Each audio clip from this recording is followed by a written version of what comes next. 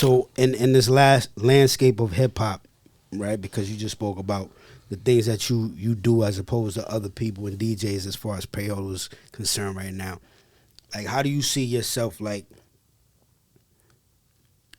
pushing the culture as a DJ? Like, because we spoke about it, a lot of people not going to take the risks that you take. Right. You know what I'm saying?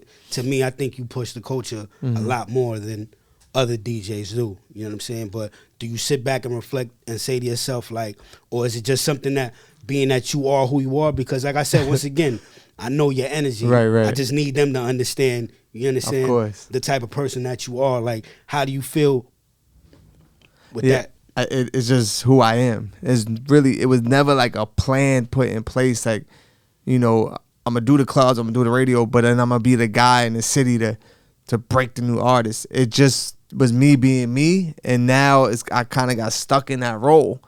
And for the past couple of years, like I mentioned, A Boogie and Little TJ, Pop Smoke, even like Ice Spice, like, and it's just, I'm just first on it, and now it's coming to me, and it was just never a plan to do that, but it's just part of the brand at this point. And I do enjoy it, and I think that's what makes it, made it last 7 years so far. Like when you mentioned earlier in the intro, like the New Movement show, it's probably been like 7 years since we started it, and Hot 97 did not want a new music program, with young artists. They already had the K-Slade shows going, so it was like, we don't need another new music show. And now it's like one of the main shows that people listen to the radio for, because just the artists that are coming through. Like even the jails, like people at jail be like, yo, we turn on at 11 o'clock on Sundays to listen to you. They come home and they telling me, I'm like, damn, this is a whole different world, but they so in tune and it means so much to them.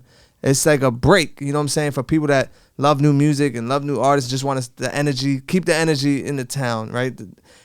It's like something they enjoy. So I get like, oh, I approve. Y'all enjoy it? I'm going to keep doing this, and we're going to keep going together. It's like, it feels like that.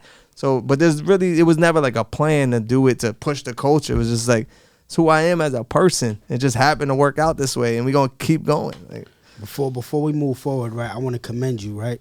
And the reason why I want to commend you, because New York is not, back in the days, we used to be the hub where everybody used to be like, yo, right, turn on Hot 97, you going to hear every New York artist who's ever hot or who's hot at the time. Right now is all over the place in the 50 states. It's not back to where it used to be, where we're breaking in our own artists. You know what I'm saying? Well, artists. Thank you. Yeah. You know what I'm saying? That bothers you? No. We say artists. It's not the proper like way to say it. Yeah. You know what I'm saying? Me too, trust me. So you know what I'm saying? I got to get away from that. But you know what I'm saying? The artists that you're breaking in and things like that, I have to commend you, because, once again, it's all about bread, bro. Right. You know what I mean? So I appreciate it. A lot of these DJs, they don't give a fuck if you from Wyoming. Right. You send them some bread, they gonna put you on. Right. You know what I mean? And New York never has been like that. Like, we were the sound at one time. We've been past 20 decades where we're not even a part of that. You know what I mean? Right. But for the DJs that do move like that, can you understand a little bit why? Like, I came from the beginning, so I understand. Like, I turned it successful, but there's still DJs on the radio. The radio don't pay. You're not lit off the radio. Like, what you probably can't even pay a mortgage or a rent off rate if I'm on 1 day a week. Imagine if that was my only job. Yeah. I probably only could pay with that money, maybe my cell phone bill. Yeah, you might get a drink or two at the bar, some Douce or something. Right. I probably can't even afford a bottle. I can't afford a bottle of Douce at the bar with my 1 hour a week on Hot 97. There's no way. Right? So DJ, it kind of forces the DJ to make decisions that they probably really don't want to do, but they're not getting they're not getting booked in the club. The radio's not paying them money. They don't got no sponsors or, so like what else, how they gonna survive? And they turn to stuff like that. I've been blessed enough to get brands and sponsors. I hustle my way. It ain't come to me. Like, I've been blessed enough to be on national television on the biggest hip hop show at one, it probably still was in ratings. So like, I understand when people make decisions like that. I'm like, they're kind of forced to do it because where they getting money from? How they surviving? It's crazy. Like, it's a lot. It's a lot. You know, one thing I don't like, because, you know, I come from that background, and you probably don't know this, but I was the first pirate dude in New York City. Me and Marley Marl used to do, and this is way before your time. Like, I think the slot you have now used to be his. It was called Future Flavors. You remember Future Flavors? Yeah, of course. So Future Flavors, he used to play all the exclusives for that 1 hour. You know what I'm saying? Him and Pete, you know, they used to go crazy. And I went on the air on Sundays, because Sundays, like you said, Sundays on radio is like downtime, I call it, because back then they had the Bobby Connors, the reggae, then they had the Lisa Evers talk. The street so like soldiers. hip hop on Sundays, there was a void. Right. So when I did my pirate shit in New York, I broadcast a Sunday from 6 to 10. And again, me and Marley was like this, so out of respect, I just shut my transmitter down, and then he did Future Flavors. Right. Let him rock, but they didn't know we both had. And again, this is when there was dial-up, bro. We had the ISDN remotes. Niggas, you know what that is. Of course, yeah. You know what I'm saying? But the rest of the world don't like, so like, he put me onto that. Yo, Dren, you got to get a, and that's back, you know, we needed a high-speed connection in the crib. It was a whole, there was no Wi-Fi back then, bro. But what you was doing today is like internet radio. You know, like I created that. Streaming. Yeah, like that's the first original. Yeah, like the streaming. Like, and some wild shit. I wound up on Channel 9 News because of that. It was crazy because the chick, her name is Barbara Never we cool. But they gave her the drop on me because she was investigating Flex. They were trying to lock him up for payola. Yeah. So they did a 3-part series on him on Hot. And I was part 3 because they kept name dropping. Yo, this nigga Dren, he be playing records. He don't charge us. He does it out of the love. I had Dots Effects in my crib. I had dudes in the projects in my crib, bro. Like live cracking the mic, freestyles on a payphone, putting quarters in the call live. Like it was, you know, I come from that wild era. Right. And it's crazy how you still on that Sunday slot breaking these new records. And what do you have, an hour on the radio? 1 hour. And it's not even an hour with commercials. It's probably 52 minutes. That's a fact. So the fact that they still keep they still keep it boxed up like that. Right. It's crazy. And that's what I was saying earlier. And then even Slay, you know, rest in peace, like after like 12, like, bro, at that time, like you said, jail niggas is listening. right. You know what I'm saying? Nah, and it's different now because you can see the momentum a little different. I'm on 1 hour on Sundays, but I got momentum than your full-time DJs that are on 3 days a week, Friday, 4 days a week, 5 days a week. Like, rush hour as an executive, as a manager, where don't you see, like, this is working? Let's duplicate it and do it more. But whatever the blockage, you know, sometimes, and for me, and it's I can't complain, but it's like they might see it, but then there's somebody that might go, hey, it's Hot 97. He's still like a white guy at the end of the day. He can't be the face of Hot 97. It might mess up our whatever it is, right? And I get it, but that goes back to people blocking the blessings. Like, no matter how much momentum, no matter if I'm on the biggest TV show in the world, no matter if I can step out in the city and do a Spanish party, get love, white corporate party, get love, go to the hood, get love, they see it, but whoever's blocking is gonna. That gatekeeping shit and that blackball is real. It's 100% real. It's funny that you say that, right? Give me a second, bro. Because that was gonna be my next question, right? And it's bugged out, right? Because this whole race situation and all that. When you go to Coachella and you go to all these other joints, right? What do you see in the crowd? Right. When you go to Germany. Bro, when I DJ a Chef G Sleepy Hollow show in the States, in Providence, Rhode Island, in New York City, it's all white kids in there. Exactly. Which is like confusing to me. I don't say it's confusing because they are the biggest consumer of hip hop. Right. You understand what I'm saying? So when somebody looks at you and they try to even have that in their brain, to me, if I'm a person that has a radio station, I'm gonna put you on because I know you're gonna push that more than somebody that looks like me. Right.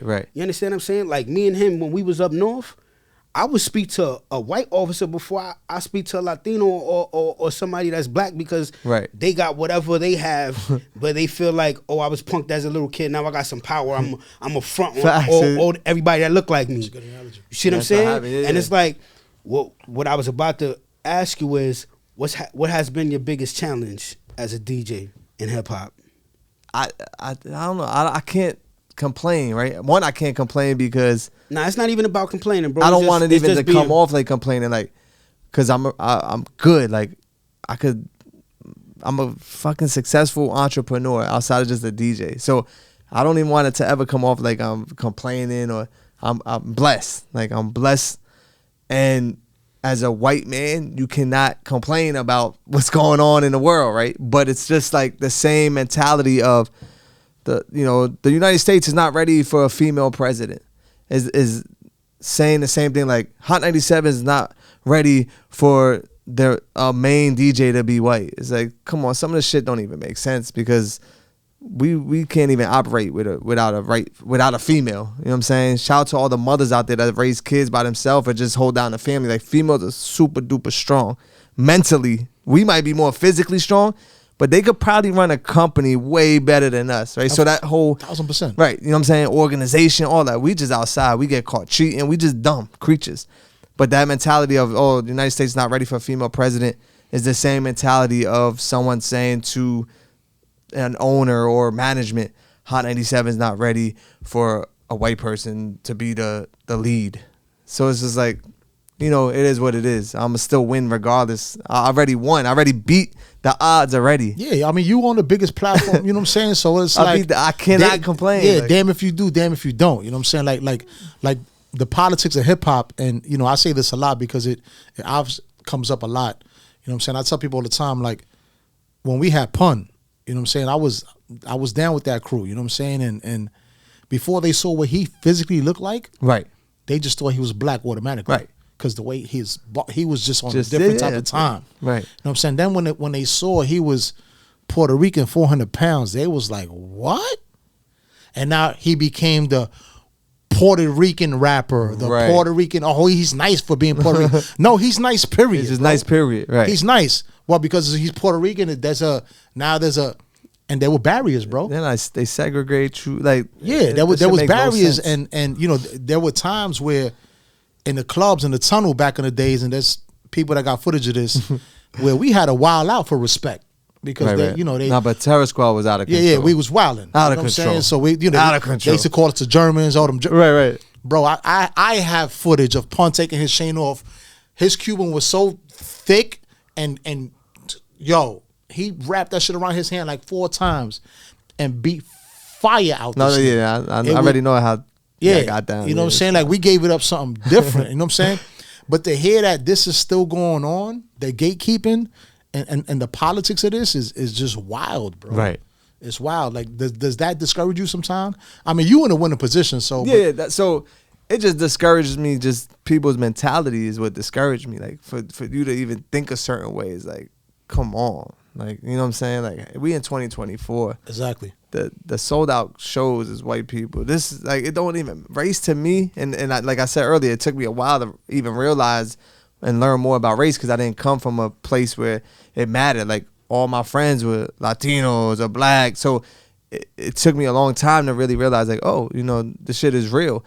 But it's just like, damn, the mentality is crazy. But you see it don't matter. It could be in an election and people think based off race. Like, they're voting off a race. It's like, bro, there's no way you could vote off a race. Like, vote off of who is best for the job. Yeah. If someone is best for the job, that's who should get the job. Yeah. But it goes back to politics and relationships, but I must always just be true to myself, because that's what I preach, and I can't switch up, and I'm not gonna go run to somebody like, no, look, I'm not. This is who. If you don't see it, if you don't see I'm outworking everybody, that's your loss. It's not my loss. I like to wake up and be with my daughter and not have to, be on somebody else's time. I'm on my time, and that's what I look at as success. Not, $100 million. Of course, we all want that, but can I have $100 million and be able to wake up at any time, or go pick up my daughter, or take her to, a park during the day, I probably wouldn't be able to do that. So for me to be able to do that with my family, spend time, is more success than Super fire, worrying about bro. the next bag. Like, Super fire. yeah. You know what I'm saying? I don't want to go away from what we saying, but the fact that they used to call us Germans, right? But that started. Because- Was that like a prison? Started in prison? No. This was outside. No, I like- know, but I'm saying the term. I feel like started in prison. I know the term. Like, Now, listen, whether it started in prison or not, let's think about you're calling Latinos Germans. right. It's like ignorant. That shit, that doesn't even add up in the same. It don't even make You sense. see, I'd rather you call me a spick than a German because we not even gonna go there. Yeah, it gets too like I getting emotional. get. He knows. I go in a whole rabbit hole when it comes to this whole thing because I'm proud to be Latino. Right. At the end of the day, if 1492 started in Dominican Republic, it ain't starting so-called United States. But we're gonna leave it at that. Yeah, I was gonna say